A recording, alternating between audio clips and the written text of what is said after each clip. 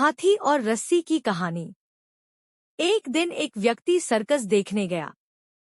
वहां जब वह हाथियों के बाड़े के पास से गुजरा तो एक ऐसा दृश्य देखा कि वह हैरान रह गया। उसने देखा कि कुछ विशालकाय हाथियों को मात्र उनके सामने के पैर में रस्सी बांधकर रखा गया है।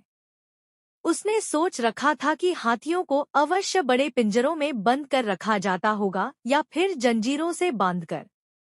लेकिन वहां का दृश्य तो बिल्कुल उलट था। उसने महावत से पूछा, भाई, आप लोगों ने इन हाथियों को बस रस्सी के सहारे बांध कर रखा है, वो भी उनके सामने के पैर कोड़ोट। ये तो इस रस्सी को तो बड़े ही आराम से तोड़ सकते हैं। मैं हैरान हूँ कि ये इसे तोड़ क्यों नहीं रहे। महावत ने उसे बताया, ये हाथी जब छोटे थे तब से ही हम उसे इतनी ही मोटी रस्सी से बांधते आ रहे हैं। उस समय इन्होंने रस्सी तोड़ने की बहुत कोशिश की, लेकिन ये छोटे थे, इसलिए रस्सी को तोड़ पाना इनके सामर्थ्य के बाहर था। वे रस्सी तोड़ नहीं पाए और ये मान लिया कि रस्सी इतनी मजबूत है कि वे उसे नहीं तोड़ सकते।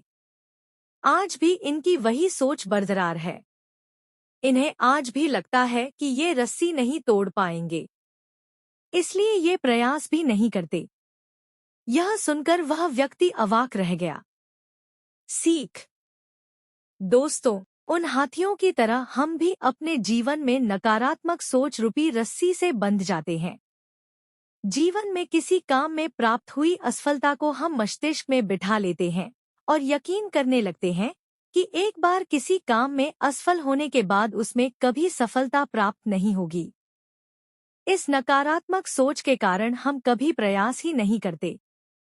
आवश्यकता है इस नकारात्मक सोच से बाहर निकलने की, उन कमियों को पहचानकर दूर करने की जो हमारी असफलता का कारण बनी। नकारात्मक सोच हमारी सफलता में सबसे बड़ी बाधक है।